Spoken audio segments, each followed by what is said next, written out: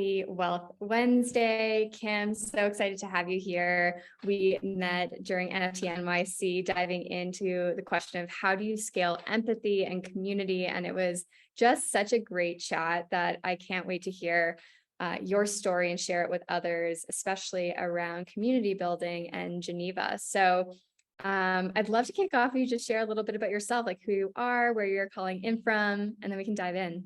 Yeah, well, I'm so honored and excited to be a part of this and to be doing this with you. Big fan of you and everything that you've been building. So very excited. So I'm Kim. I am a community girl. That's what I tend to call myself. So I lead community at Geneva. We're a messaging app purpose-built for communities, as we say, of all shapes and sizes. So that means everything from sororities, run clubs, the Bachelor watch party groups, to creator-led communities, brand ambassador programs, now Web3 communities, NFT communities, etc.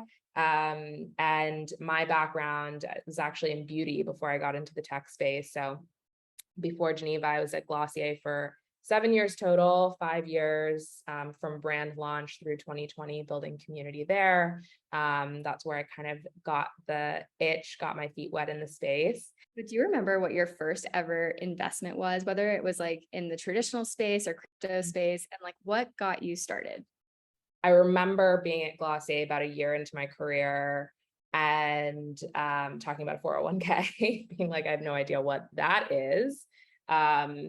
And that was a real learning experience for me. And I think after that, I started making my, you do your first investments and you're like Apple and Coke and, these like classic brands. So that was my initial entry point, was like just doing what I think so many young people do and figuring it out through the lens of my work. And then as I got older, one of my later investments, which was actually my first Web3 investment, was an NFT for a community in the food and bev space called Thirsty Thirsty. So I started, I think, especially in the past year, getting to a place where I, especially through the lens of Web3, I think could understand investment as not just like an opportunity for like monetary gain, but also an opportunity to be a part of something that I was really excited about or care about. So that's newer for me, really. But that was my first kind of Web3 and like really personal feeling investment. So cool. How did you hear about Thirsty Thirsty, and like what did it feel like to buy your first NFT? So cool to buy my first NFT. I was like, I was talking about it the entire week. It's like, you guys, look at my OpenSea. I learned about Thirsty Thirsty through one of my best friends who went to one of their events in LA and was like, this is really cool. You've got to learn about this, which I think is about the best things, like whether it's NFTs, beauty, movies, always through your people. Absolutely. So how and why did you get into your space of community? Yeah, I kind of fell into community, to be honest. When I was at Glossier, I was an intern at Into the Gloss and then at the brand. And then when I left, when I graduated college, I was figuring out what I wanted to do and ended up in community because we had this idea of community, but we didn't have anyone owning it. And so when I started doing community at that time, I really didn't have a blueprint or a playbook that I saw. And so it was a lot of like testing and trying and learning. I created our community on Slack in 2015, literally because I didn't know where else to bring people. I was like, Facebook groups feels like the only option, so I'm going to do Slack. I created our ambassador program, and the entire experience, I think, was really just like continuing to try and bite off new areas of things that felt like, how do we make a people first brand? So that was my entry point. And I feel like, honestly, I'm still in this place. And I think this is what community is broadly, where you're always just trying new things and exploring new things. Community doesn't have an end point. And so, yeah, that's when the exploration started. when I ask this question, what role do you play in the wealth space and why is it important? I think in a way I might be figuring that out. And I actually think going back to the thirsty NFT comment, I actually think that was, I think I was so excited about that because it felt like a moment where I could say, oh, this is a thing that I love.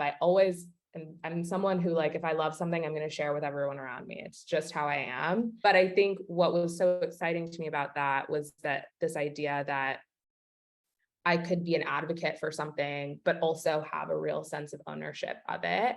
And I think that was a real like step change for me in terms of how I see where I show up in the wealth space. So honestly, I think I am in the discovery phase of figuring that answer out. And I think it's early for me, but I think that's probably where my mindset is. Maybe I can also reflect back. So one thing I really recognized in you was this like role as a community builder and someone who fosters like the tech and the infrastructure and the people for, I think, people to feel wealthy and like the mental scan of connection. So that's something I wanted to, reflect back to you. That's one of the reasons I needed for this interview.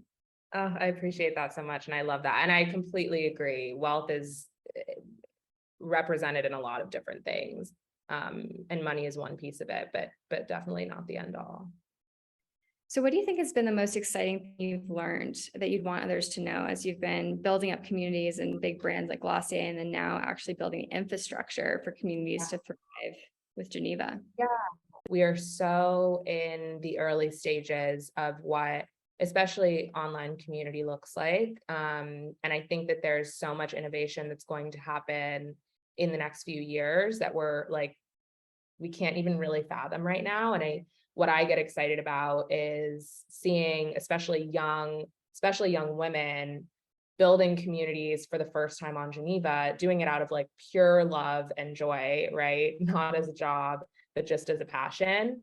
I'm excited to see the evolution of that space, especially when it comes to the opportunities that I think Web3 tools provide those individuals. So I think that intersection is going to become really, really exciting. But I guess the thing that I think about most when I talk to people building community is that it is the long game. And I think a lot of times when you're building a company or a brand, you think about the immediate and you think about, I have to build this thing and get to this milestone. And the reality of community building is that it's all about people, it's all about relationships, and you're building for the long haul. And really, like, building community is a really personal investment that's not a two-way door. And that's a good thing. And that if you're building for the long haul, when you build a community, you're going to build something really meaningful for people and for you. Oh, I love that. That's so true. And it's so important to be playing that long game because I think community compounds. It might start with your smaller group, but just like an investment compounds with interest, like community compounds with like the energy that you put in. And I couldn't agree more with that statement. So is there a person or a company or a community that's really inspiring you right now in the space, and why? Ooh, yeah, I would say there's probably a few. So I'm super inspired by, it's such a range. So really inspired by a young founder named Nadia Okamoto, who is the founder of a Gen Z period care brand called August. And I think she's like such a powerhouse when it comes to future of community. She started building the Inner Cycle community on Geneva like 6 months before they actually launched the brand. And still, they're so committed to community and everything that they do. And it really comes from Nadia. It comes from her at the founder level. And so I'm like always inspired by her and just like her commitment to community in the long term. Slightly different, but I'm really inspired by Chase Chapman, who as someone who is, over the past year, couple months, been really learning about what the Web3 space is and where the opportunities lie for communities. Like her knowledge base is insane. And I was really fortunate to go to an event called Culture of Web3 by someone else who's very inspiring, Tina Yip. She's like a brand strategist. And Chase's insight was like insane. So super inspired by her as well. And then also Boys Club, killing it. Really, really cool to see the community that they're building. So those are a bunch of the people. I would say you, but I'm not going to give that answer because I know it's like too cliche. So we're trying to show people like the landscape of cool things to check out. I'd love to hear what advice you would give then to somebody getting started. For somebody who's like nervous or not sure if they should be starting a community, what do you think thing that like helps get them over the line to say like take the risk? I think building community is a very vulnerable thing. Well, I would say if it doesn't feel vulnerable, you're probably not doing it super well, to be honest. It's really vulnerable because at the end of the day, you're powering a space that serves people, and ultimately the people power that space. And if people aren't getting value out of it, you can see it and you can hear it. People will tell you, right? And so it's really a vulnerable thing to do. I think the things that I would tell people are, one, to start small. Think that, and especially when it comes to community versus like your audience or growing your following, starting small is so important to building the through lines and the connection points within your community. I always think of it as like a web, and when you start with a few people and then you expand from there, you allow those like little lines of connection to be stronger between each individual, as opposed to everyone hops in and then people don't know why they're here, what their relationship is to each other. So starting small, I think, is a really, really valuable and important way to start. And then honestly, I think that having the mission of building a space that you want to be a part of, and that you are constantly having conversation with your community members and understanding what they want to be a part of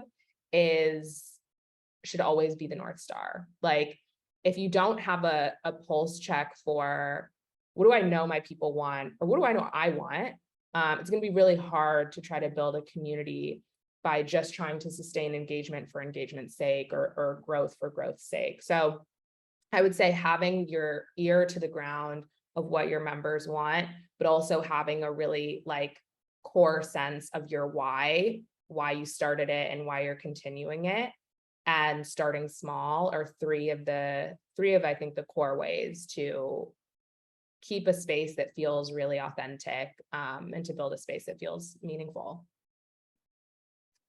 Super helpful. And so how can we stay in touch, both with you and your personal journey as you're like diving into Web3 and like are definitely a leader in community, and then also with Geneva, like how can we stay in touch and see what's cooking up? Yes. So I'm at @hi_Kim Johnson on Twitter because my name is really common. So that's my Twitter. I would say my Instagram too, but my Instagram is linked there and I have a different Instagram, so too complicated. That's my Twitter. And Geneva is @Geneva everywhere. Twitter, Instagram, TikTok. And also if there's anyone who is just interested in community or starting a community and wants an ear or wants to learn about Geneva, or is like, I have this crazy idea and I need someone to help me think through how to make it happen. My email is also just kim@geneva.com, and I always share it because it's easy to remember. So, feel free to hit me up. Thanks so much. And thanks for everything that you've been sharing. It's so inspirational, and can't wait to hear more as you're kind of sharing your insights and your learning and how like communities really thrive. So appreciate you being on today, and we'll definitely be staying in touch. Yay. Thank you so much for having me.